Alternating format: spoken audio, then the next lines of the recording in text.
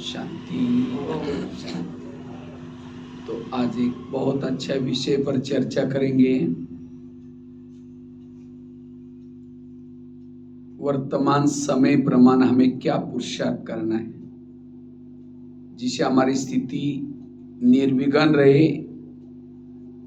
स्थिति हमारी शक्तिशाली रहे।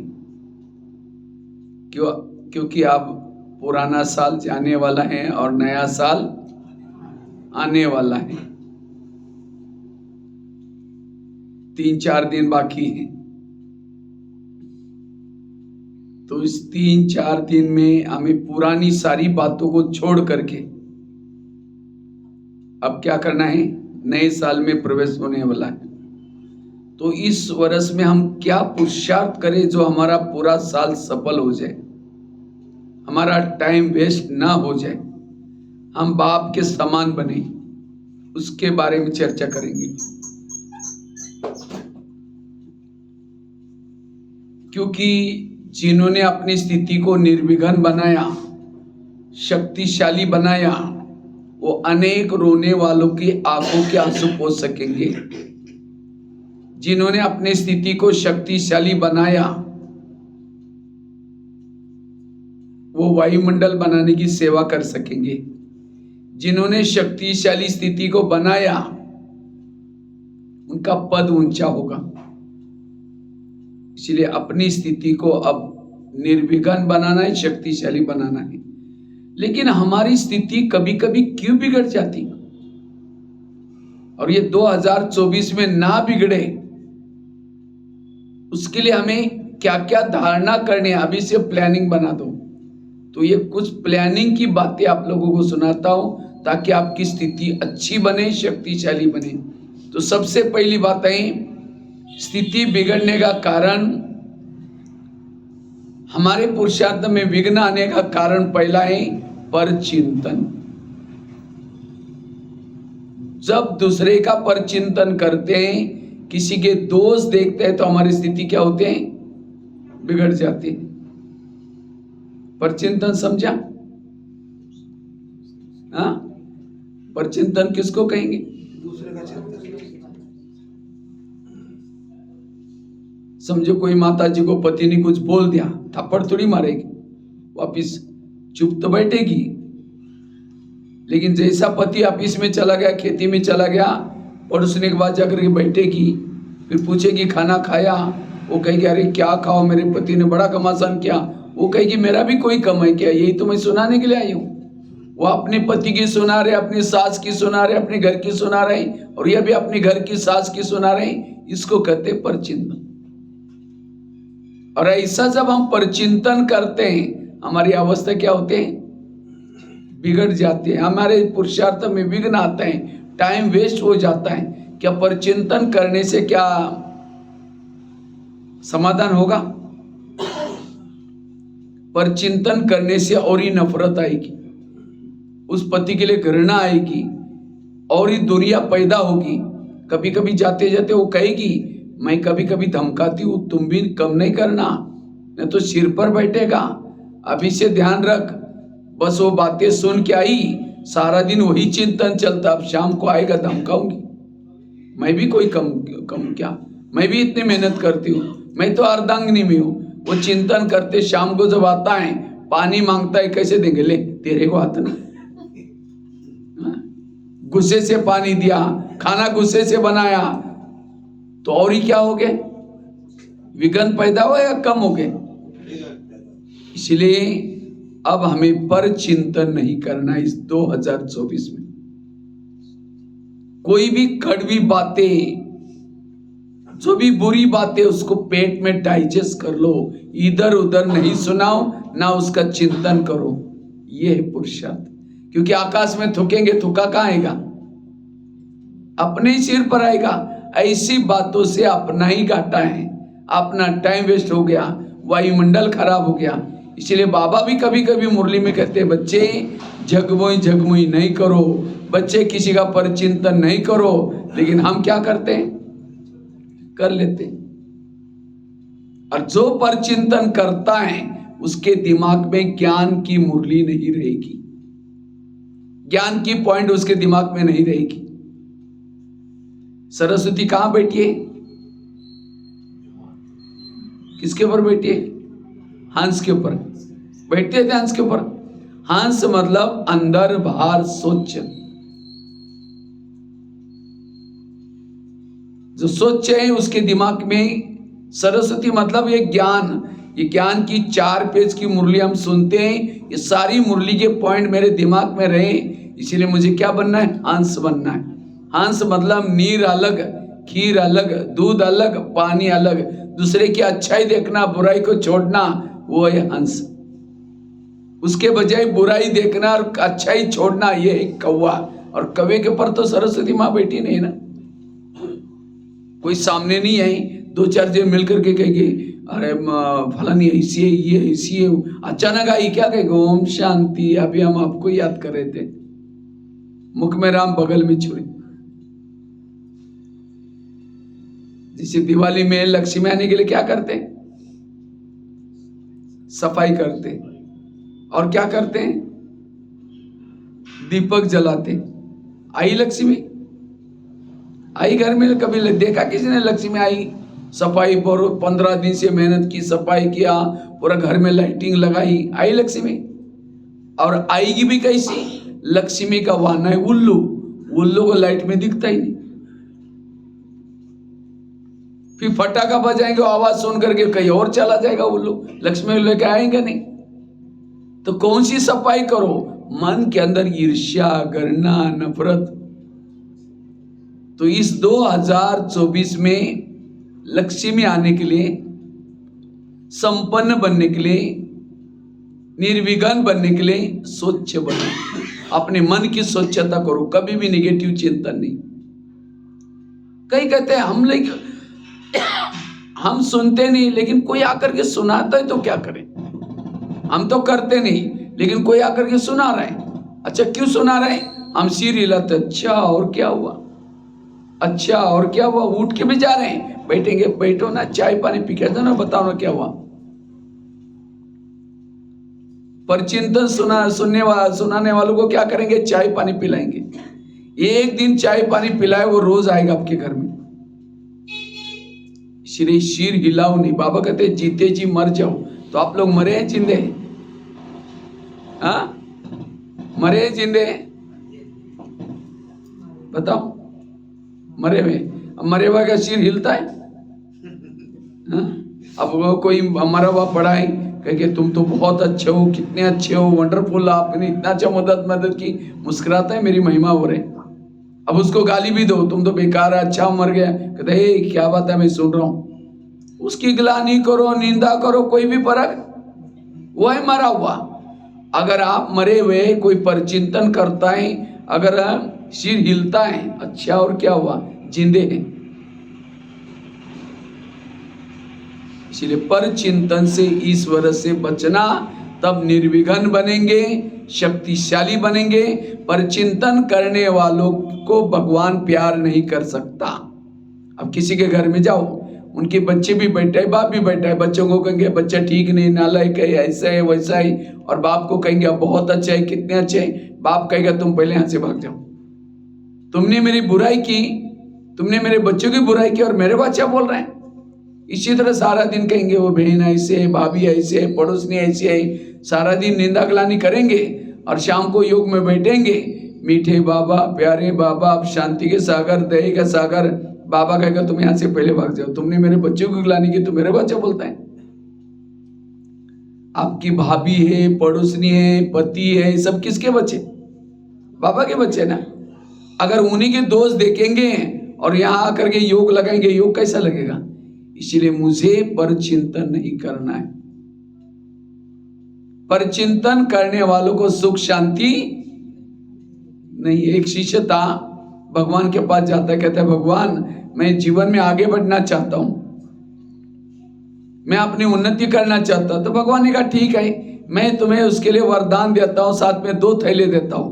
भगवान ने कहा एक थैले को तुम पीठ के पीछे रखना और दूसरे थैले को आगे रखना। और भगवान ने कहा जो पीठ के पीछे थैला है, तुम्हारे आस पास पड़ोस में जो भी लोग हैं, उन सभी की बुराई की चिटकी बना के डाली। किसके अंदर क्या क्या दोष है, अवगुण है, उसकी चिटकियां बना के डाली है। और आगे वाला जो थैला है, तुम्हारे खुद के अंदर जो दोष है, बुराई है, उसकी चिटकियां बना के डाली है। लेकिन पीछे वाले थैले को बांध करके पीछे रखना, देखना नहीं, उसके बारे में सोचना नहीं। और जो आगे वाला थैला है, उसको बार बार हाथ डाल करके निकालना अपनी बुराई को, और देखना क्या क्या बुराई, उसको परिवर्तन करना। सुख मिलेगा, शांति मिलेगा, जाओ मेरा वरदान है, जाओ। वो थैले लेके चला गया। कुछ साल के बाद वो क्या करता है, पीछे का थैला आगे किया और आगे का थैला जैसे थैले उल्टे के वरदान उल्टे हो गए। फिर भगवान के पास आता, कहता है भगवान मुझे सुख मिला ही नहीं, मुझे शांति मिली ही नहीं। भगवान ने कहा अच्छा, तुमको जो मैंने थैले थे उसको कहाँ रखा? कहता है भगवान मेरे से कई बार भूल हो गई, मैंने पीछे का थैला कभी आगे किया था। भगवान ने कहा यही तुम्हारे दुखों का कारण है। ये कहानी किसी और की नहीं, ये कहानी हमारी अपनी है। आज हम भी यहाँ आते हैं, क्यों आते हैं? थोड़ा सुख मिल जाए, शांति मिल जाए। तो बाबा भी हमें वरदान देता है, साथ में 2 थैले देता है। दूसरे की बुराई को कहाँ रखो? पीछे, और अपने बुराई को आगे। लेकिन बाहर जाकर के हम क्या करते हैं? पीछे की बुराई को आगे करते हैं और अपनी बुराई को। यही दुखों का कारण है। इसलिए इस वर्ष में हमें किसी के भी दोष ना देखना है, ना सोचना है, ना किसी को सुनाना है। कोई उल्टी करता है तो उस समय हम क्या करते हैं? नाक बंद करके उसको कहते उधर जा, उधर जा, नाली में जा, वॉश बेसिन में जा। उल्टी देखने के बाद भी हमें वो खुद उल्टी आएगी, इसलिए देखते नहीं। तो इसी तरह कोई परचिंतन सुनाता है, परचिंतन भी क्या है? उल्टी है। उल्टी कोई क्यों करता है? चटपटी चीजें खाता है, तला हुआ खाएगा, सड़ा गया खाएगा, पेट में डाइजेस्ट नहीं होगा, उल्टी करेगा। इसी तरह जो चटपटी बातें, व्यर्थ बातें सुनता है, उसको पेट में डाइजेस्ट नहीं होगा, बुद्धि में डाइजेस्ट नहीं होगा, और वो क्या करता है? फिर उल्टी करता है। कहाँ परचिंतन कहाँ सुनाया जाता है? कान में। तो कान कोई वाष्पेशन तो नहीं है ना? वैसे आकार कैसा है? सुंदर सा वाष्पेशन है। इस दीवार के साथ फिट किया है, एक नली भी अंदर, वाष्पेशन के अंदर भी नली होती है, वो पानी अंदर चला जाता है। यहाँ भी नली है, वो सब बातें सुनी हुई दिल में जाती है। दिल में कौन बैठा है? बाबा। अगर परचिंतन सुनेंगे और क्या हुआ, तो सुनी हुई बातें कहाँ जाएंगे? दिल में। तो ऐसे गंदे जगह पर भगवान कैसे बैठेगा? इसीलिए मुझे किसी की परचिंतन की बातें न सुननी है, न सुनाना है। परचिंतन करने वाला, किसी के दोष देखने वाला ज्ञान से चला जाएगा। आपको अंत तक रहना है या चले जाना है यहां से? ज्ञान में रहना है। बाबा के कई बच्चे थे, बहुत सेवा करते थे, ज्ञान यूं करते थे, लेकिन आज वो है ही नहीं, चले गए। क्यों? उन्होंने यहां ही किसी के दोष देके और भावना बिगड़ाई और इसलिए चले गए। तो घाटा किसका हुआ? कई को क्या लगता है, अगर मैं आश्रम में नहीं आऊंगा ना, इनका आश्रम ही बंद हो जाएगा। कई को तो ऐसा भी लगता है। लेकिन याद रखना, तो अगर आप 1 जाओगे या 10 आएंगे, घाटा आपका हो जाएगा। इसीलिए यहां किसी के दोष मत देखना, अपनी भावनाओं को कभी खराब नहीं करना। एक सत्संग चलता था, उसमें बहुत सारे लोग आते थे। तो एक दिन शिष्य गुरुजी को कहता है, गुरुजी मुझे एक वरदान चाहिए। तो गुरुजी ने कहा क्या वरदान चाहिए? कहता है मेरे बारे में सबके दिल में क्या चलता है ये मैं जानना चाहता हूँ। तो गुरुजी ने कहा ठीक है, मैं तुम्हें वरदान देता हूँ, साथ में एक छड़ी देता हूँ। छड़ी मतलब मांत्रिक डंडा। जब भी किसी के दिल में तुम्हारे बारे में क्या चलता है वो जानना है, वो छड़ी को दिल में रखो, उस व्यक्ति का नाम लो तो पता चलेगा। तो छड़ी दी, वरदान दी, शिष्य चला गया। अचानक उस रास्ते में याद आया, पहले मैं गुरुजी की चेकिंग करता हूं, गुरुजी के दिल में मेरे बारे में क्या चलता होगा। तो क्या करता है, रुक जाता है रास्ते में, छड़ी लेकर के अपने दिल पर रखता है और गुरुजी का नाम लिया। जैसे गुरुजी का नाम लिया, थोड़ी सी छड़ी काली होगी। जब छड़ी काली होगी, उसको लगता रे गुरुजी के अंदर मेरे बारे में कालापन है, इनको गुरुजी बना करके फायदा क्या? आश्रम में आना बंद हो गया। 1 दिन हो गया, 2 दिन हो गया, महीना हुआ, 2 महीना हुआ, 6 महीना हुआ। तो गुरुजी की एक दिन नजर गई, अरे वो कुर्सी तो, वो जगह तो खाली रहते, ये क्यों नहीं आता है शिष्य? तो गुरुजी उसके घर में गया, पूछा कि क्या जी आजकल आप सत्संग नहीं आते? नहीं जी, थोड़ा घर में मेहमान आते, मेरी तबीयत खराब है, आजकल थोड़ा खेती का काम चलता है, थोड़ा मेहमान भी आते। गुरुजी ने कहा आप 6 साल से आश्रम में आते थे, आंधी आए तूफान आए कुछ भी हो जाए। नहीं जी गुरुजी, नहीं नहीं, जरूर कुछ बात है। कहा कि गुरुजी आपके अंदर ही मेरे बारे में कालापन है,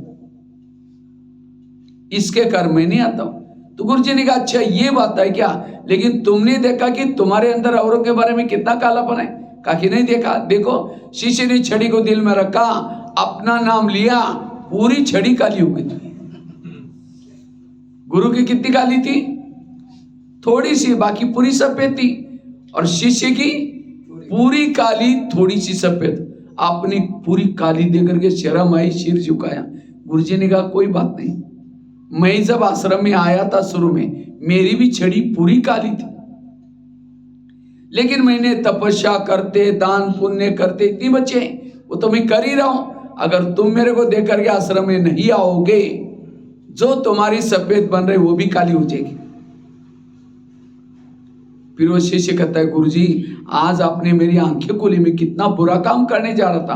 कहा कि कोई बात नहीं, आज से कभी भी बड़ों की कमजोरी मत देखना, ये कहानी किसी और की नहीं, ये कहानी भी हमारी अपनी है। हम जब आश्रम में आते थे, शुरू में आए तो आते आते हमारे क्या हो जाते हैं, जो पतित आत्मा है, काली आत्मा है, धीरे धीरे पावन बनते हैं दान पुण्य करने से, योग लगाने से, सेवा करने से। लेकिन जैसे यहाँ नजदीक आते हैं, बहनों के नजदीक आएंगे, सेंटर के नजदीक आएंगे, सेवा के नजदीक आएंगे, फिर कहेंगे यहाँ जो पैसे देते ना उसको ही ज्यादा आगे करते, फलानी बहन ऐसी है, वो भाई ऐसा है, वो कुछ ना कुछ दो। याद रखना, जब हम किसी के दोष देखते हैं, सबसे पहले हमारी भावनाएं बिगड़ जाती, और भावना और योग इसका बहुत गहरा कनेक्शन है, याद रखना। इसलिए कभी भी कोई सेंटर की, कोई बहनों की, इधर उधर की नेगेटिव बातें सुनाता, वो आपका दुश्मन है। जिसको बाबा कहते बच्चे संग दोष से बचे रहो, पर चिंतन से बचे रहो। तो इस 2024 में हमें किसी का भी परचिंतन नहीं करना, ना किसी की परचिंतन सुनना। सुनाने वाला तो अपना पाप कर रहे हैं, क्योंकि जब ये पाप है उसकी निशानी क्या है? जब परचिंतन करते हैं पहले नजर दौड़ाएंगे, कोई सुन तो नहीं रहा है इधर उधर, फिर धीरे से कान में सुनाएंगे। कोई भी गलत बात छुप करके की जाते हैं, माइक पर क्यों नहीं सुनाते? फलाना ऐसा है, वो ऐसा, उसको पता है कि ये पाप है, गलत है। इसलिए आज से हमें पर चिंतन से बचना, तब निर्विघ्न रहेंगे, स्थिति अच्छी बनेगी। दूसरी बात है, अगर स्थिति को इस वर्ष में अच्छी बनाना है, निर्विघ्न बनाना है, शक्तिशाली बनाना है, बाबा के श्रीमत का पालन करो, श्रीमत प्रमाण चलो। तो आप लोग कितना % श्रीमत प्रमाण चलते बताओ? बताओ 2-4 जन कितना? हर एक का अलग अलग है। 25%। 25, हाँ अच्छा, एक भाई ने कहा 25। अच्छा माता है, बताओ फटाफट बताओ कितना %? हाँ 5%। तो 35 में तो पास है, तो फेल हो गए। फिर 25 वाला भी फेल हो गया, 5 वाला भी। तो कब चलेंगे? 50, 70, 80 तक जाना चाहिए, तब सतयुग में उच्च पद मिलेगा। अगर थोड़ा भी प्राप्त करेंगे तो फिर कहाँ मिलेगा फिर? और बताओ सही से बता। हाँ 50% रियल, या अभी इनके पास सुन करके फिर आप 50 तक चले गए? और बताओ भाई लोग, हाँ कितना चलते? आजकल कई लोग श्रीमत किसको समझते हैं?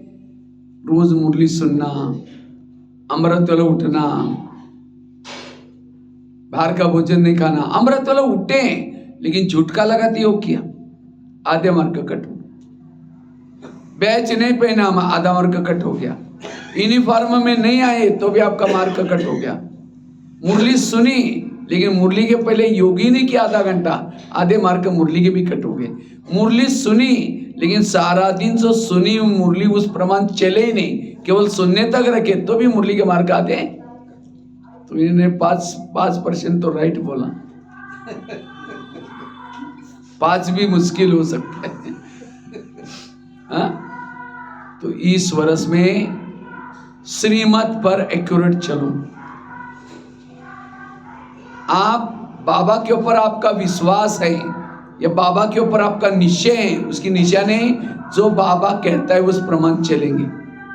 अगर नहीं चल रहे हैं इसका मतलब बाबा के ऊपर विश्वास, हम दोनों तरफ आनंद लेते, दुनिया का भी आनंद लेते हैं, यहाँ का भी, ना इधर के रहेंगे ना उधर के रहेंगे। लेकिन बाबा का नियम क्यों टूटता है, ईश्वरीय नियमों का उल्लंघन क्यों होता है, उसका पहला कारण है लोक लाज। अगर सफेद ड्रेस पहनेंगे तो लोग क्या कहेंगे, अरे ये क्या है, ये क्या पहना हुआ है। इसीलिए लोक लाज वैसे होकर के हम क्या कर रहे हैं, नियमों को। कई बार किसी के घर में जाते हैं तो लगता है कि अगर इनका भोजन नहीं खाएंगे तो ये क्या हो जाएंगे। हम तो 5 साल के बाद आए, अगर नहीं खाएंगे तो नाराज हो जाएंगे। अब उसको तो राजी कर दिया, लेकिन भगवान, हाँ, भगवान क्या हो गया, भगवान तो नाराज नहीं होगा, आपका तकदीर नाराज हो गया। इसलिए लोक लाज नहीं करो। सीता ने क्या किया,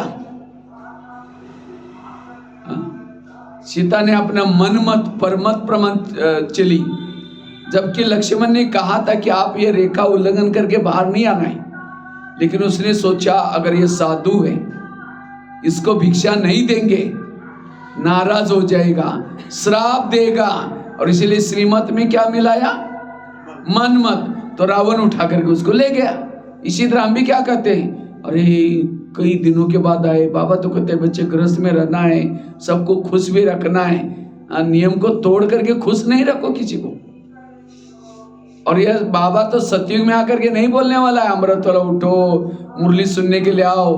केवल 5000 साल में एक बार ही बोलता है, एक जन्म के लिए बोलता है। और जिन्होंने एक जन्म के परमात्मा के नियमों का पालन किया, उसका हर जन्म मालामाल हो जाएगा।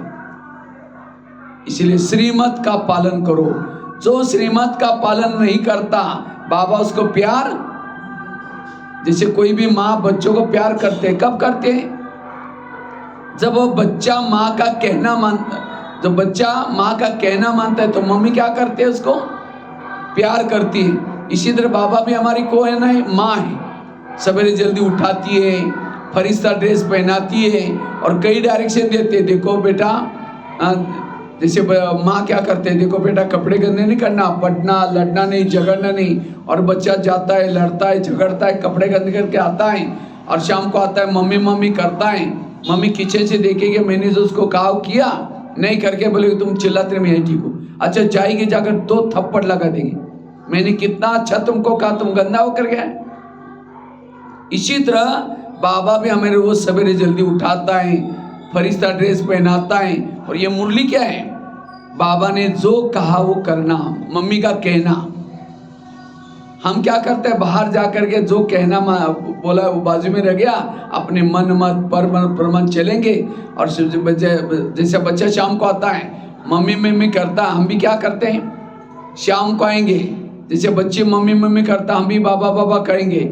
मम्मी जैसे किचन से देखते हैं, बाबा भी परमधाम के खिड़की से देखता है, मैंने जिसको कहा करके आया, नहीं करके बोलेगा तुम चिल्लाते मैं यही ठीक हूँ, फिर कहते मेरा योग ही नहीं लगता।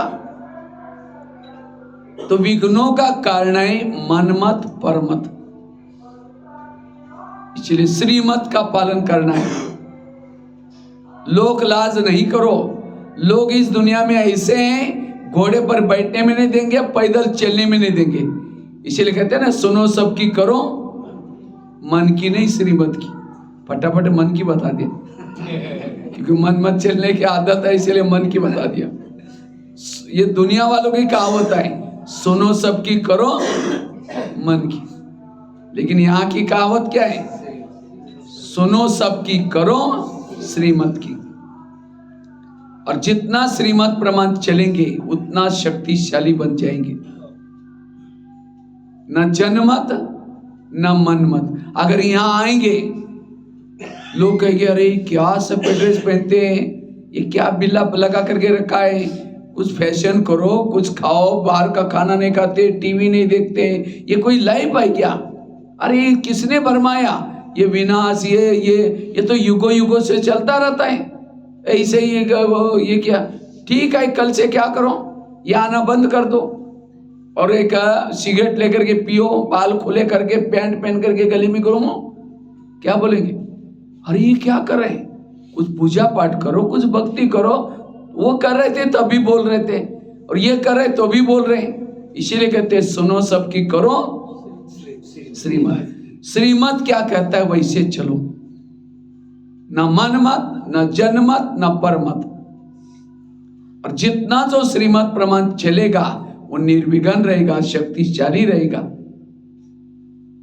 इसलिए इस वर्ष में हमें जो भी बाबा के नियम है, अमृत वेला उठने का नियम है, रोज आकर के क्लास के पहले आकर के योग करने का नियम है,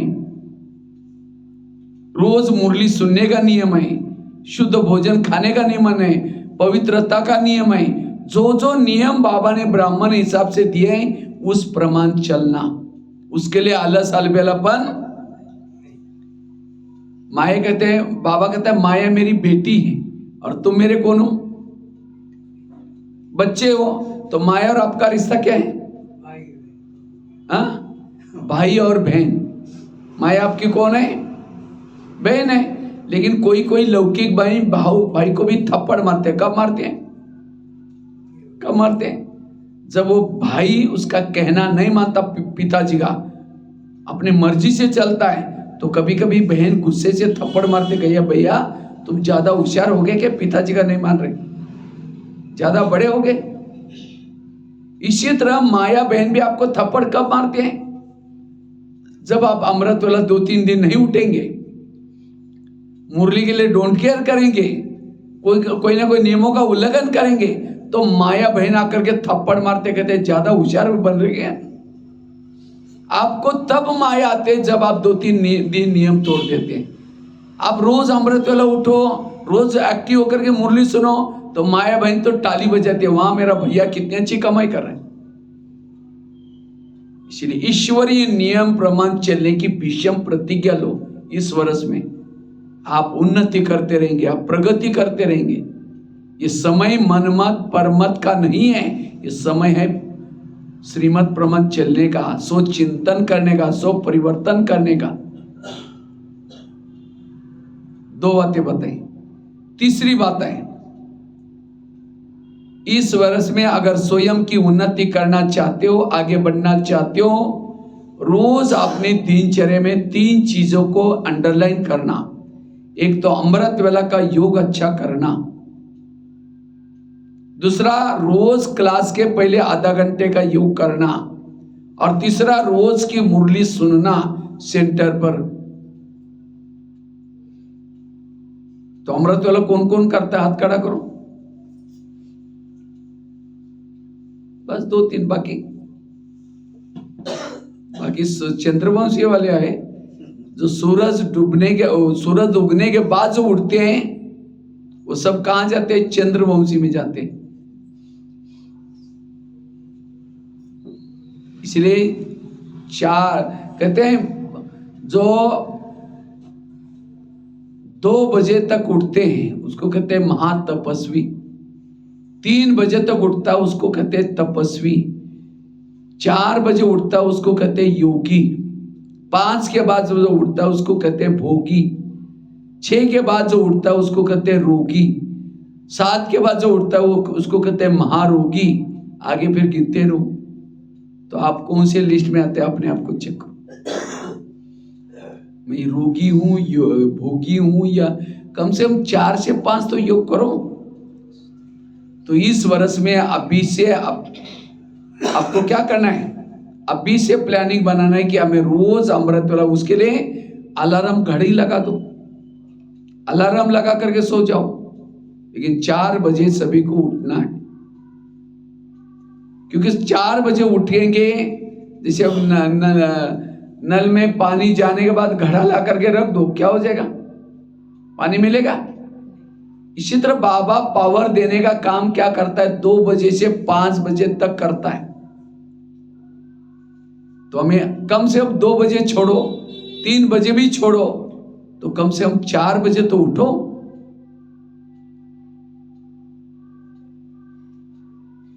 तो बाकी जो उठते होंगे, अगर उनका भी कोई वीडियो बनाई जाए, जो उठे जिन्होंने हाथ खड़ा किया था हम उठते हैं, उनका भी चुपचाप कोई वीडियो बनाई जाए और वही वीडियो उसका 10 बजे दिखाई जाए, ये सवेरे का आपका अमृत वाला का वीडियो है, कहेंगे मेरा है, मैंने ऐसा किया था। दीवार के सारे बैठे हैं, मुंह खुला, आंखें बंद है। 2 बार मच्छर अंदर भी गया और बाहर भी आया, पता भी नहीं चला, बेहोश स्थिति में बैठे। अभी आ रहा है ना 18 जनवरी, बाबा की स्मृति। बाबा रात के समय ऐसे सोते थे, कईयों को लगता था बाबा से हमको थोड़ा सा सोते समय का बाबा का वो छवि देखनी है। तो कई सिक्योरिटी वाले भाई कहते नहीं नहीं बाबा की नहीं, ये हो जाए, नहीं हम आवाज नहीं करेंगे, चप्पल दूर रख करके बिना चप्पल के पहन करके जाएंगे। तो कई जब जाते थे ना, चाहे 1 बजे 2 बजे 12 बजे कभी भी बाबा के पास जाते थे, तो बाबा कहता था आओ बच्चे करता था। ये है जागृत आत्मिक स्थिति वाली नींद। और लेकिन आप लोगों की हालत क्या है?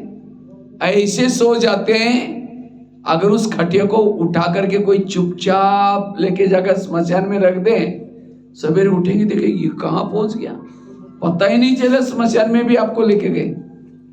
ये ध्येय भान वाली नींद। जैसे कोई माँ खराटे मार करके सो रहे और बच्चा रो रहा है, क्या उसको मम्मी कहेंगे? इसलिए हमें क्या करना है?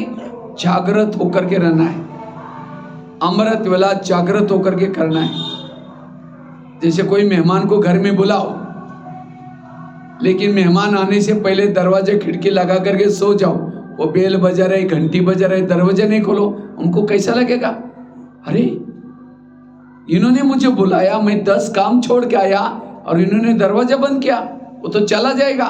फिर फोन करो, क्या बात आप आए नहीं? कहेगा मैं आया था, बेल बजाई थी, घंटी बज रही, नहीं प्लीज आओ। फिर आया, फिर दरवाजा बंद किया, फिर दोबारा फिर फोन करो, कहेगा कभी नहीं आऊंगा आज से, मैं जब भी आता हूं अब दरवाजा बंद कर दे, क्या मजाक है? इसी तरह अमृत वाला उठेंगे, बाबा को निमंत्रण देंगे, मीठे बाबा, प्यारे बाबा आ जाओ, हम आपसे बातें करनी है। अब बाबा को तो बुलाया, दरवाजा खिड़की, कई तो दिन में ही सो जाते, मैं देखता हूं कई जब मुरली लिखते लिखते भी सो रहे। अब इतना रात भर सोए तो भी यहां आते ही सोने। इसलिए जागृत होकर के रहना, अमृत वाला आंखें खोल करके बैठना, आंखें बंद करके नहीं बैठो। क्योंकि बाबा जो पावर देखता है, शक्ति देता है, कैसे देता है? आंखों के द्वारा देता है। इसलिए आंख बंद करके नहीं बैठना है। जो आंख बंद करता है उसको क्या कहेंगे? एक कड़ा टाइटल है उसका, धृतराष्ट्र। धृतराष्ट्र कैसा था? अंधा था। अंधा क्यों बना था? उसकी कहानी पता है ना महाभारत की। उसको एक ऋषि कहते हैं, वो सत्यवती थी, तो सत्यवती मछुआरे वाली थी। तो उसने क्या किया, क्योंकि वो पांडवों का वंशज का सारा वंशज खत्म होने वाला था भारतवंशियों का, तो इसलिए उसने एक व्यास को बुलाया। व्यास उसका ही कुछ बेटा था या कुछ था। वो दृष्टि देने के बाद क्या होता था, बच्चे पैदा होते थे। तो जो धृतराष्ट्र की माँ को भेज दिया, जाओ उसकी दृष्टि लेके आओ। वो गई, उसकी इतनी पावरफुल दृष्टि थी, वो क्या क्या आंखें बंद कर दी। कहा कि बच्चा तो पैदा होगा लेकिन कैसा? अंधा। नहीं कहता कि इतना सारा कारोबार संभालना है, ये इसका ये, और एक बार चांस दो। तो पांडव की माँ को भेजा, उसको समझाए कि आंखें बंद नहीं करना। तो उसने क्या किया, वो दृष्टि ले रही थी लेकिन घबरा गई। कहा कि बच्चा तो पैदा होगा लेकिन कैसा? कमजोर। फिर कहा कि नहीं, और एक बार चांस दो। तो दोनों को समझाए कि आप घबराना भी नहीं, आंखें ये। तो फिर क्या करते, वो कहते तुम जाओ, वो कहते तुम जाओ। आखिर एक दासी बाहर खड़ी थी, उसको बुला करके, उनको क्या पता कि क्या होने वाला है, तो क्या किया, उसको ही भेज दिया। तो दासी ने तो दृष्टि तो ली पावरफुल, लेकिन थी तो दासी पुत्र। तो कहा कि बच्चा तो पैदा होगा लेकिन दासी पुत्र। ये सारी संगम युग की याद कराए। ये सत्यवती कौन है? ये सृष्टि, उसने क्या किया है। अब ये विनाश के बाद सारा वंशज खत्म होने वाला है, तो आगे आने वाली पीढ़ी के लिए सृष्टि ने किसको पुकारा है? परमात्मा को। और परमात्मा आकर के अमृत वेला क्या करता है? दृष्टि देता है। लेकिन हम, वो कैसा बनेगा? अंधा। अंधा मतलब आंखों की अंधा की बात नहीं, पता है कि रॉन्ग है, पता है कि नहीं करना चाहिए, पता है कि श्रीमत नहीं है, तो भी कर रहा है। क्यों? ज्ञान है, समझ है, लेकिन कंट्रोलिंग पावर, रूलिंग पावर, ताकत नहीं है। और वो ताकत आती है योग से। योग से जो करना चाहता है वही कर सकेंगे, जो देखना चाहते हैं वही देख सकेंगे। इसलिए योग के समय आंखें बंद नहीं करनी है। भले थोड़ा देर करो लेकिन जागृत होकर के योग करना है। अब समझे कोई घर में मेहमान को बुलाओ और मेहमान बैठा है, उसके चेहरे की तरफ देखते रहो। कई भाई बहन क्या करते हैं, अमृत वेला उठेंगे, बाबा के भले आंखें बंद नहीं है लेकिन क्या करेंगे, फोटो की तरफ देखते रहेंगे। फिर घड़ी भी देखेंगे, अब कब तक देखना है। अब कोई घर में मेहमान बैठा है, उसके चेहरे की तरफ देखते रहो, फिर बीच में घड़ी की तरफ देखते रहो, उसको लगे अरे इनको कहीं जाना होगा। इसी तरह अमृत वेला करते समय लगन में मगन होकर के बैठो, आंखें बंद नहीं करो। और जो अमृत वेला अच्छा करता है वो निर्विघ्न रहता है, उसकी स्थिति शक्तिशाली रहती है। कई तो क्या करेंगे, मैं आत्मा हूं, शांत स्वरूप हूं, शक्ति स्वरूप हूं, ऐसे करते करते मैं जा रही, चांद सूरज तारांगन के परमा से झुटका लगा देंगे। अब तारांगन के पार से कोई झुटका लगा दे, नीचे हड्डी गुड्डी टूट जाएगी। एक कुमारी ने मुझे क्वेश्चन पूछा, कहते भाई साहब मैं अमृत वेला उठती हूँ लेकिन परम धाम में नहीं जाती हूँ। हमने कहा क्यों? कहते उसी समय हमारे घर के ऊपर बहुत अंधेरा होता है। देखो कैसे कैसे क्वेश्चन पूछते हैं। हमने कहा अंधेरे में कोई भूत तो नहीं पकड़ेगा। अब उसका शरीर तो कहाँ बैठा है? रूम में बैठा है। अब रूम को भी अंदर कुंडी बंद है, बाहर गेट भी बंद है। अब उसका मन बुद्धि ऊपर जाता है, मन बुद्धि को थोड़ी कभी पकड़ सकता है। एक कुमार ने मुझे क्वेश्चन पूछा, कहते भाई साहब मैं अमृत वेला उठता ही नहीं, मेरी नींद ही नहीं खुलती। हमने कहा क्यों? अलार्म लगाए करो। कहता अलार्म तो लगाता हूं लेकिन सुना ही नहीं पड़ता। हमने कहा क्यों? कहता मैं सोने के लिए परमधाम में जाता हूं ऊपर, और अलार्म तो बेड पर बजता है, इतना बड़ा डिस्टेंस है। देखो कैसे कैसे क्वेश्चन पूछते। इसलिए अमृत वेला अलर्ट करना। बाबा कहते हैं मैं रोज तुम्हारे घर में आता हूं, जहां बाबा का बच्चा है, बाबा रोज 1 सेकंड के लिए चक्कर लगाता है आपके घर में। तो दिखाई पड़ता है बाबा आपके घर में आता है? हाँ, बाबा को देखने के लिए होश में बैठने की जरूरत है। अगर बेहोश में बैठेगा कैसा दिखाई पड़ेगा? कोई शराबी शराब पी करके गटर में पड़ा है और कोई आकर के कहता है भाई 10 रुपए ले लो, घर में जाकर सो जाओ, लेकिन वो नशे में क्या बोलता है, मैं राजा हूं, मुझे कुछ नहीं चाहिए। अब गटर में भी गिरा हुआ है, कीचड़ में गिरा हुआ है, लेकिन क्या समझता है, मैं राजा हूं, क्योंकि नशे में। इसी तरह अमृत वेला बाबा भी वरदानों का झोला लेके आता है, पूछता है बच्चे कुछ चाहिए, लेकिन हम ऐसे झूम रहे हैं, कुछ नहीं चाहिए, मैं राजा हूं। इसलिए होश में बैठो। रात को ट्रेन जा रहे 2 बजे और चाय वाला चाय चाय करके झुटका लगाते हैं, उसको पता है कि 100 रुपए मिलेंगे, जागृत होता है।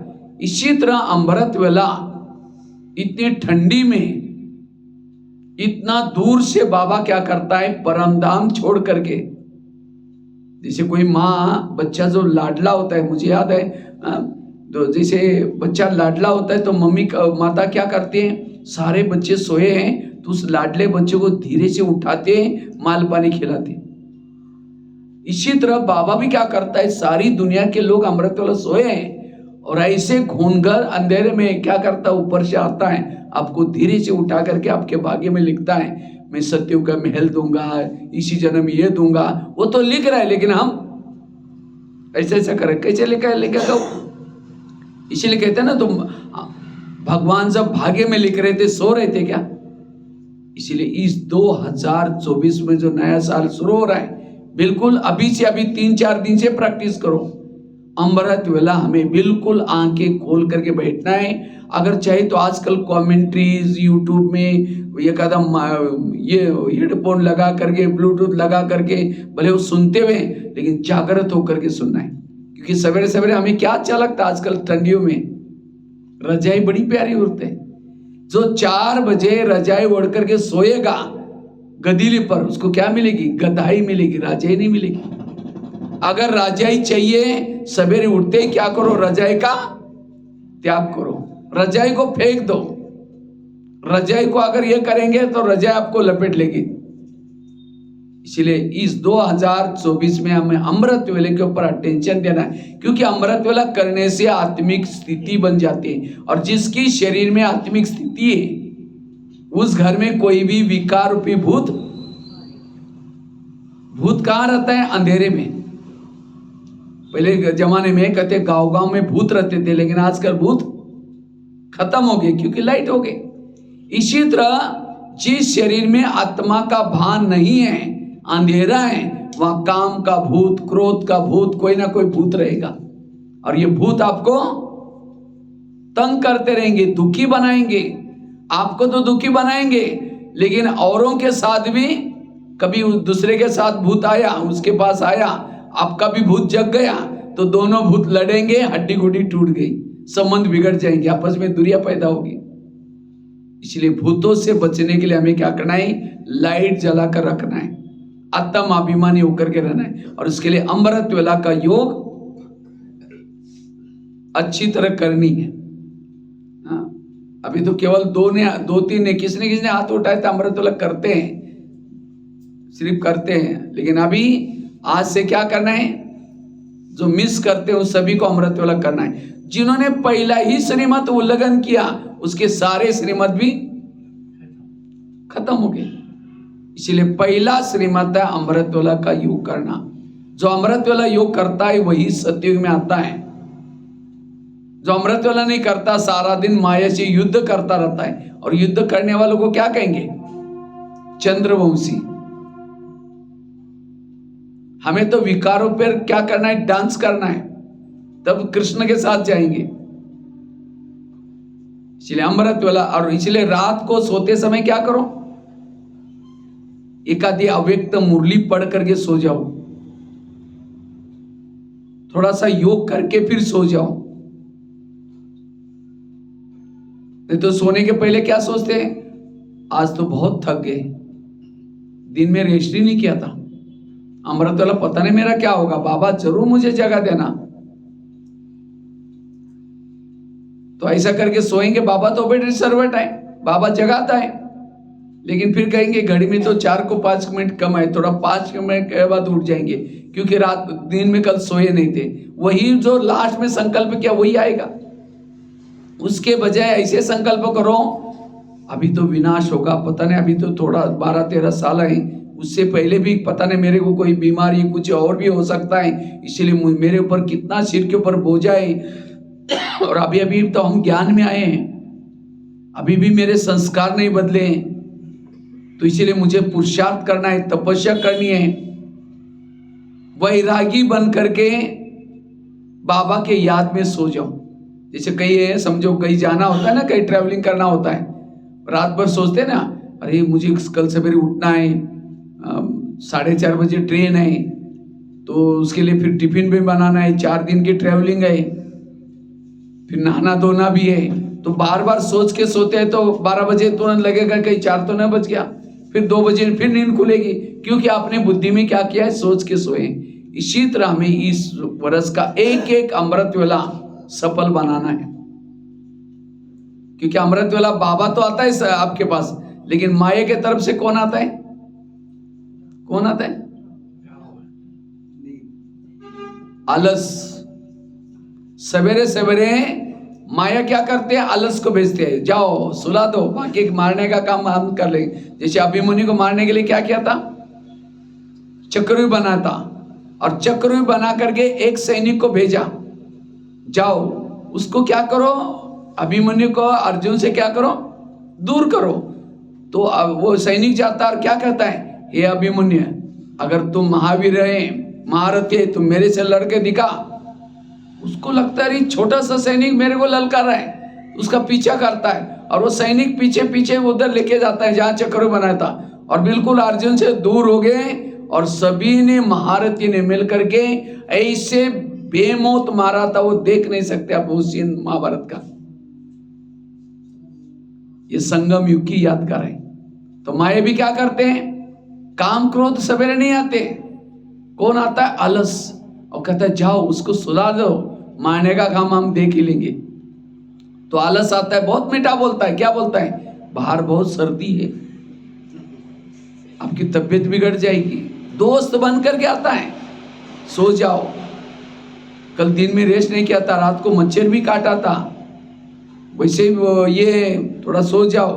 बहुत मीठा बोल करके सुलाएगा, 1 दिन 2 दिन, और उसके बाद फिर काम, फिर क्रोध, ये सारे, क्योंकि बाबा से आप 2-3 दिन से दूर हो गए, और दूर हो गए तो फिर बाद में माया क्या करते हैं, ऐसे बेमौत मारेंगे, पुराने संस्कार जागृत हो गए, सारे जागृत हो गए, फिर कहते बाबा मदद, ये कैसा करेगा मदद, आप उससे दूर चले गए। इसीलिए उठते ही खून किसका करो? आलस का। जब आलस का खून करेंगे, बाकी सारे कहेंगे मैं नहीं जाऊंगा, वो कहेंगे मैं नहीं जाऊंगा। इसीलिए इस वर्ष में हमें आलस और अलबेलापन को त्याग करके अमृत वाला अच्छी करना है। और दूसरा क्या करना है? निर्विघ्न शक्तिशाली बनने के लिए क्लास के पहले रोज आकर के आधा घंटा योग करो। बहन जी तो बोलते हैं 2-4 ही रोज क्लास में आते हैं, और आज तो बहुत सारे आ रहे कह के महिमा कर दिया। ये बाकी क्यों नहीं आते आप लोग? फिर रोज क्यों नहीं आते? रोज डेली मुरली सुनता है वो हाथ खड़ा करो, डेली यहां करके मुरली सुनता है, यहां करके बस। अच्छा, क्लास का टाइम क्या है? यहाँ का टाइमिंग है, कितना बजे क्लास चलती है? हाँ, 8 बजे। ये तो राजा ही अभी ये ले ले 8 बजे, दुनिया में तो सारे की मुरली पूरी हो जाते हैं और ये 8 बजे चालू करते हैं। ये अभी राजा बन गए, ये ठंडी है इसीलिए।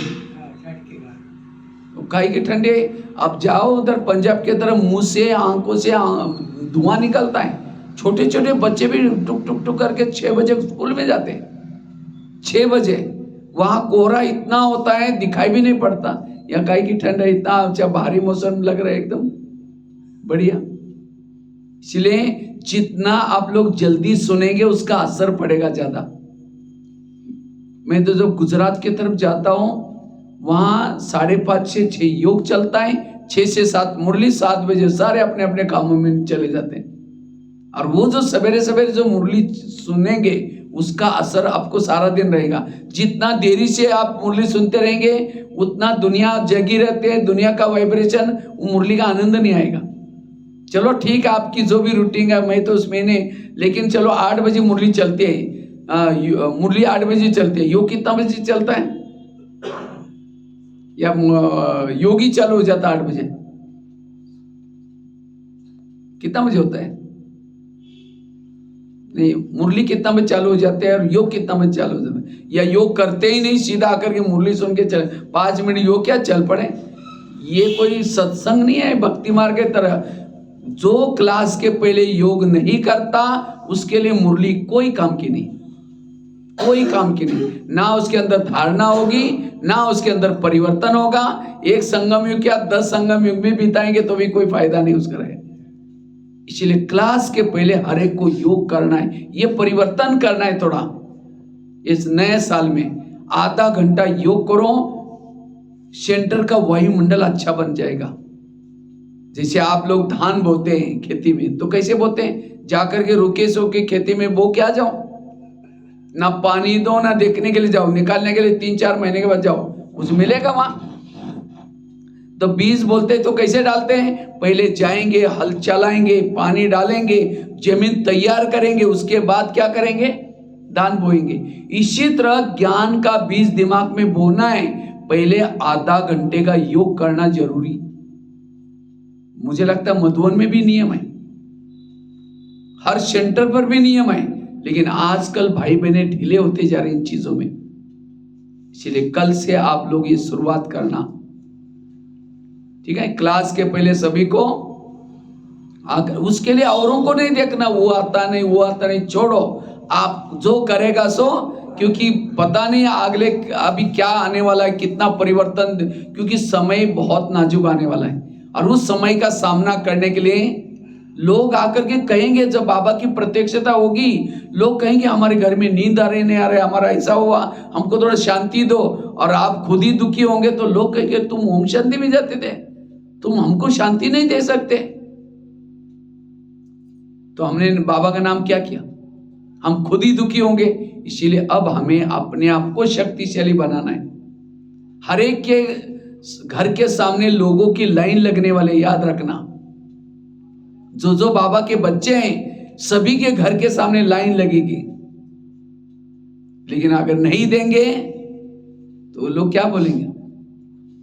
इसलिए अपनी स्थिति को इस 2022 में हमें तो ज्यादा थोड़ी को चाहिए, केवल हमें 1.5-2 घंटे की बाबा को देना है, बाकी तो 24 घंटा तो आई है। अब उसी 1.5-2 घंटे में अगर हम ये करेंगे, आधा घंटे का योग और 1 घंटे की मुरली, 1 घंटे की मुरली।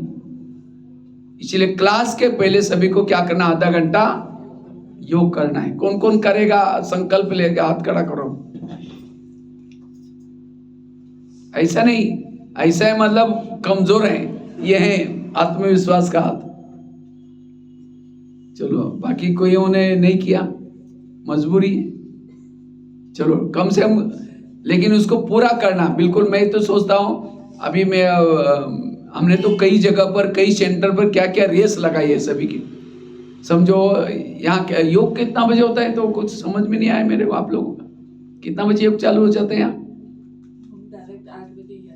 8 बजे आते हैं। और मुरली कितना बजे चालू हो जाते हैं? मुरली कितना बजे चालू हो जाती है? 5-10 मिनट के बाद चालू। अरे ये कौन से कायदा है?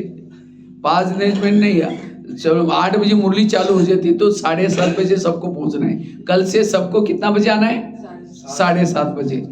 जो 7:30 बजे आएगा वहाँ एक रजिस्टर रखा जाएगा बाहर, जो 7:30 बजे आएगा अपने अपने रजिस्टर में लिख के आना, भाई हम वही घड़ी रख करके 7:30 बजे आए। 7:45 बजे आए तो 7:45 बजे लिखना, 8 बजे आए तो 8 बजे लिखना। और जो शिवरात्रि तक 7:30 बजे से पहले आएगा उसका बहनों को कहेंगे आप सम्मान करना उसको, उसने स्पेशल गिफ्ट दे करके उसका शिवरात्रि के भले बड़े प्रोग्राम में उसका सम्मान हो जाएगा। पसंद है? रेस लगाओ कुछ। मैंने खुद भी अपनी स्थिति को बनाने के लिए, अगर हम आधा घंटा योग नहीं करते मजा ही नहीं आते हम लोगों को, वो मुरली समझ में नहीं आती। मुरली को समझने के लिए, एकाग्रता के लिए आधा घंटे का योग चाहिए। और तीसरी बात, पहली बात बताया अमृत वेला, दूसरी बात बताई क्लास के पहले योग, तीसरी बात है मुरली सुननी है, लेकिन कहाँ? सेंटर पर आकर के। आज कईयों को ऑनलाइन में सुनने की माया लगी, जो ऑनलाइन में मुरली सुनता है उसकी पूजा भी ऑनलाइन से हो जाएगी। आजकल मंदिर में कम लोग जाते हैं, क्या करते हैं? कंप्यूटर निकाल करके वहीं ऐसे करेंगे, क्लिक करेंगे लड्डू चढ़ेगा, क्लिक करेंगे तिलक लग जाएगा, क्लिक करेंगे फूल भी चढ़ जाएगा। वो किसकी पूजा हो रहे हैं? जो ऑनलाइन में मुरली सुनते थे उनकी। इसीलिए रोज यहाँ करके मुरली सुनिए। एक बार ब्रह्मा बाबा को दादियों ने पूछा था, बाबा त्रेतायुग वालों के लिए पढ़ाई का प्रबंध आप क्या करेंगे? इसके लिए मधुबन में बड़ा डायमंड हॉल, बड़ा कुछ ये बनाना पड़ेगा। तो बंद। तो कहा कि बाबा इसके लिए क्या करना पड़ेगा? तो बाबा ने कहा चलो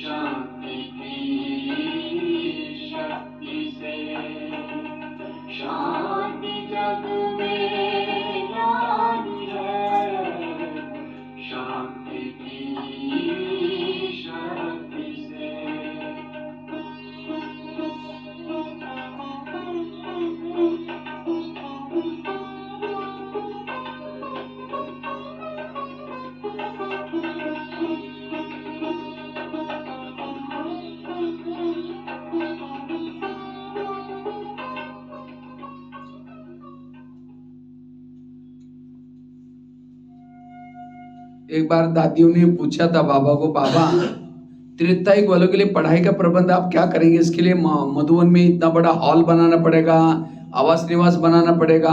बाबा ने कहा कि नहीं बच्चे, त्रेतायुग वालों के लिए पढ़ाई का प्रबंध मैं आगे चल करके करूंगा। अब केवल क्लास के रेगुलर 9 लाख स्टूडेंट बनाओ, सत्युग की तैयारी करो, त्रेता की तैयारी मैं आगे चल करके करूंगा। और अब बाबा ने 10-12 सालों से peace of mind TV, Facebook, WhatsApp, mobile, ये सब यूट्यूब, ये सब मुरली किसके लिए चालू किए? त्रेतायुग वालों के लिए। तो आपको सत्युग में जाना है, त्रेता में जाना है? कौन से युग में आना है? सत्युग में। तो मुरली कहां सुननी है फिर? सेंटर पर।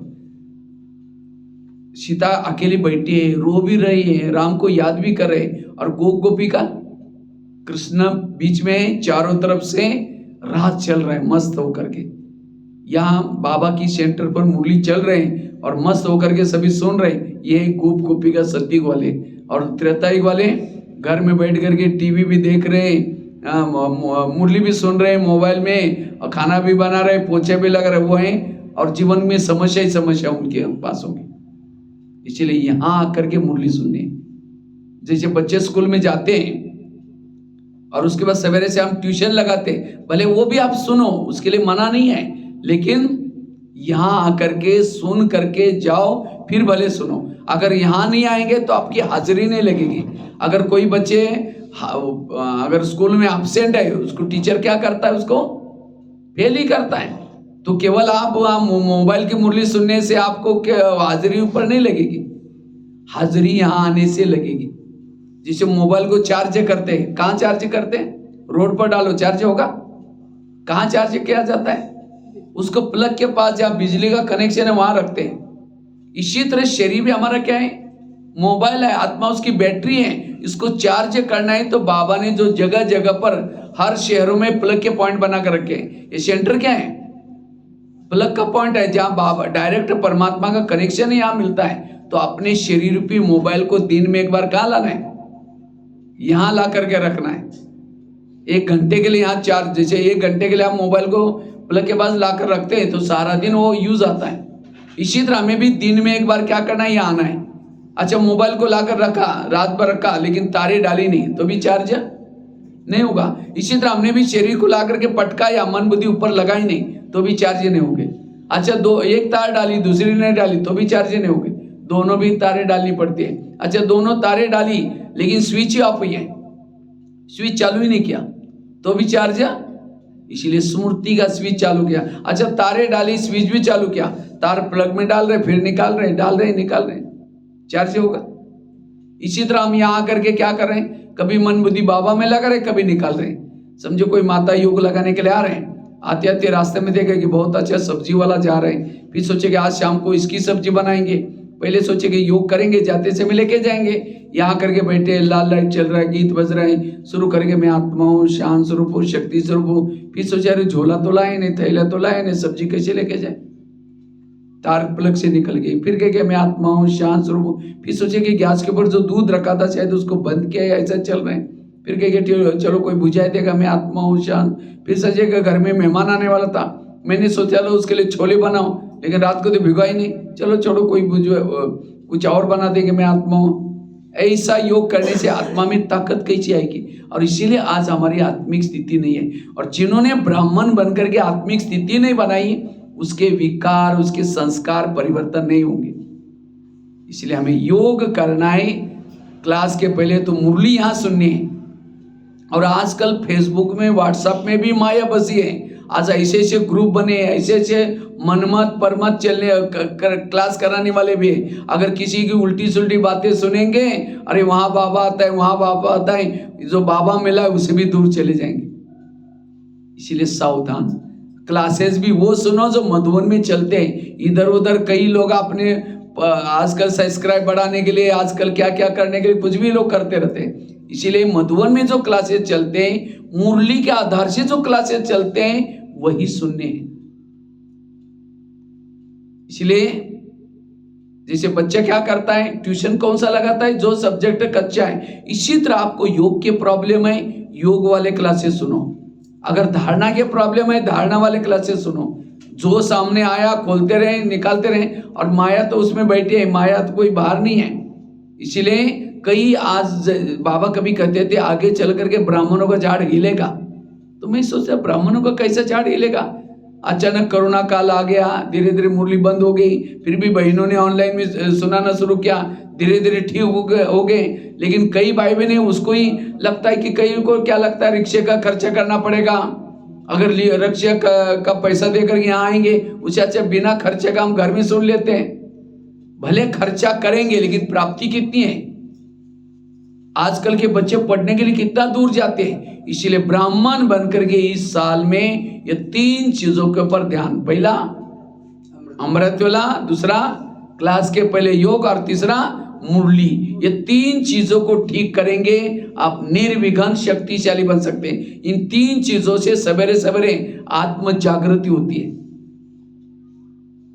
एक 2 महिलाएं थी, एक रहती थी 2 मंजिल पर, दूसरी रहती थी नीचे की मंजिल पर। 2 मंजिल वाली रोज अपने घर के खिड़की से पड़ोसी के छत पर देखती हैं, तो छत पर वो कपड़े सुखाते हैं, उसके कपड़े देख करके पति को बुलाती है, कहती इसको कोई अक्ल नहीं, कितने गंदे कपड़े, कितने मैले कपड़े, जाओ पूछ के आओ। पति कुछ नहीं बोलता, रोज बुला करके कहते जाओ पूछ के आओ। एक दिन जब उसने उसी खिड़की से देखा तो पड़ोसी के कपड़े अच्छे दिखने लगे। फिर पति को बुलाया, कहते आज उसको कैसे अक्ल आ गई, कितना अच्छा धुला किया, जाओ पूछ के आओ।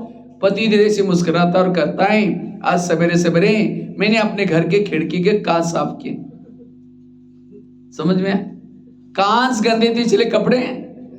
इसी तरह जिस दिन सेंटर पर नहीं आएंगे, अमृतवेला नहीं करेंगे, मुरली नहीं सुनेंगे, योग नहीं करेंगे, आपकी बुद्धि रूपी खिड़की गंदी होगी। और उसी गंदी खिड़की से जिसको भी देखेगा सब गलत नजर आएगा। इसीलिए रोज अपने खिड़की को क्या करो, साफ करो। तो कौन कौन खिड़की साफ करता है?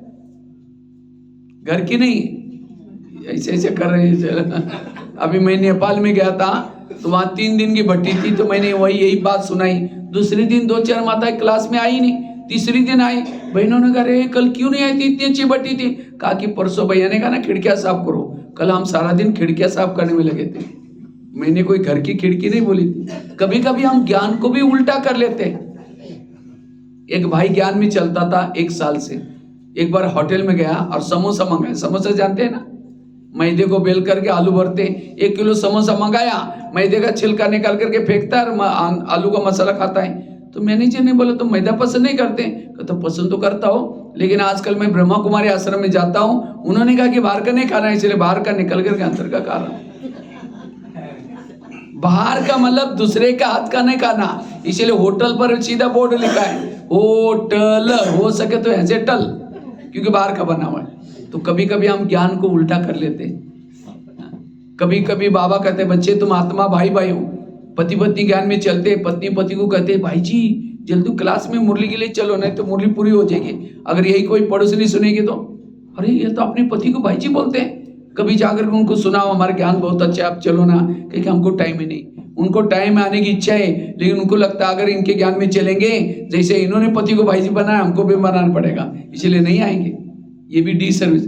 तो बाबा के भाव को समझो। तो कभी कभी हम आज भक्ति वालों ने क्या किया, बहुत कुछ करते हैं लेकिन भाव को बदल दिया, तो फायदे के बजाय कहाँ जा रहे, घाटे में जा रहे हैं। उपवास करो, कौन सा मतलब नजदीक वास मना रहना, भगवान के पास रहना, ये उपवास, लेकिन लोगों ने पेट का उपवास किया, बात को समझा ही नहीं। बलि चढ़ाओ, कौन सी मैपन की, लेकिन उन्होंने बकरी की बलि चढ़ाना शुरू किया। घर का त्याग करो, कौन सा घर, शरीर आत्मा का घर है, इसको भूल जाओ, आत्मा समझो, लेकिन उस घर को छोड़ कर जंगल में जा रहे हैं। रोज ज्ञान स्नान करो, उन्होंने गंगा का स्नान किया, वास्तव में ये ज्ञान स्नान की बात है। कहाँ कुछ घर घर में दीपक जलाओ, लक्ष्मी आएगी, तो उन्होंने क्या किया, सफाई किया और दीपक जलाई। लक्ष्मी कैसी आएगी, लक्ष्मी आते उल्लू के ऊपर, उल्लू को तो लाइट में दिखता ही नहीं, तो कौन सा दीपक, आत्मा का दीपक, कहाँ कुछ। इसलिए अगर ज्ञान में चल करके हमने भी भावना को बिगाड़ दिया, बदल दिया भाव को, तो फायदे के बजाय। एक माता जी संडे गुरुवार के दिन सेंटर पर आई थी, तो बहन जी कुछ भोग बना रही थी, इतने में एक वीआईपी आया, तो बहन जी ने कहा माता जी इस वीआईपी को थोड़ा चित्र पर समझाओ। तो पहला चित्र लगा था लक्ष्मी नारायण का, तो माता जी कहते आप रोज यहाँ आया करो, आपका ट्रैक्टर बहुत अच्छा हो जाएगा। कहते ट्रैक्टर क्या गैरेज का काम सिखाते, नहीं मेरा ट्रैक्टर आने से अच्छा हो गया, लक्ष्मी नारायण भी ट्रैक्टर से गिर गए हैं, वो कैरेक्टर बोलने के बजाय क्या बोल रहे हैं। कभी कभी हम ज्ञान को भी अर्थ का, इसीलिए रोज अपने खिड़की को क्या करो, अर्थात ये 3 बातों को अंडरलाइन करना, ठीक है। तो क्या 3 पॉइंट बताए मैंने आपको। पहली बात बताई, पर चिंतन से बचना, इस साल में किसी के भी दोष ना देखना, ना किसी को सुनाना। दूसरी बात कौन सी सुनाई, और इसके लिए मैंने कितनी सारे एग्जाम्पल दिया, छड़ी वाली बात बताई, थैले वाली बात बताई, दूसरी कौन सी बताई, पर श्रीमत का पालन करना, न मन मत न पर मत। तीसरी बात कौन सी बताई, 3 बातें करना, एक खिड़की को साफ करना अर्थात अमृत वाला अच्छी करना, क्लास के पहले योग करना, और तीसरा मुरली रोज सुनना। यह है इस 2024 का पुरुषार्थ, ठीक है। ओम शांति।